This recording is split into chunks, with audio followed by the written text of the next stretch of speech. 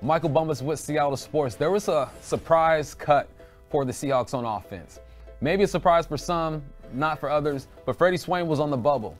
When you're in that third preseason game and you're not on the football field, when a lot of the young guys are out there, you should worry. And that's how I felt about Freddie Swain. I did not see him out there during that third game when the young guys were out there. So that told me that there is a real competition going at that number 3 receiver spot. You still got Marquise Goodwin, who we haven't seen this preseason, but he is a veteran. I think his relationship with this former Chicago staff has him good to go. But now I'm looking at Eskridge.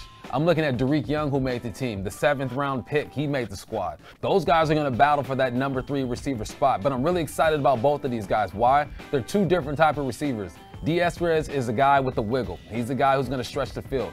Dareke is a big guy. He can put his hand in the dirt. He even played some tight end in college. So there's some real competition going on over there. It's unfortunate to see Freddie Swain go, but this lets you know just how the business works, man. If you're not getting it done, if you aren't doing the things that this offensive coordinator and Pete Carroll want you to do at the level they want you to do it, they will get rid of you. This is a young man's game, and that's exactly what we're seeing. Eskridge has been banged up. We haven't seen a lot from him, but what I did see, I saw promise. Dareke, yes, you're going to say, look, what about the drops he had all preseason? Yes, he has some drops, but you hear Pete Carroll talk about him. He goes, look, he's just learning how to play the position at this level. So even with those drops, he did enough to impress his coaching staff and say, look, I'm here to compete. This number 3 receiver spot, no one's grabbed it yet, but Freddie Swain was the surprise release that lets you know they got some guys who are going to battle it out.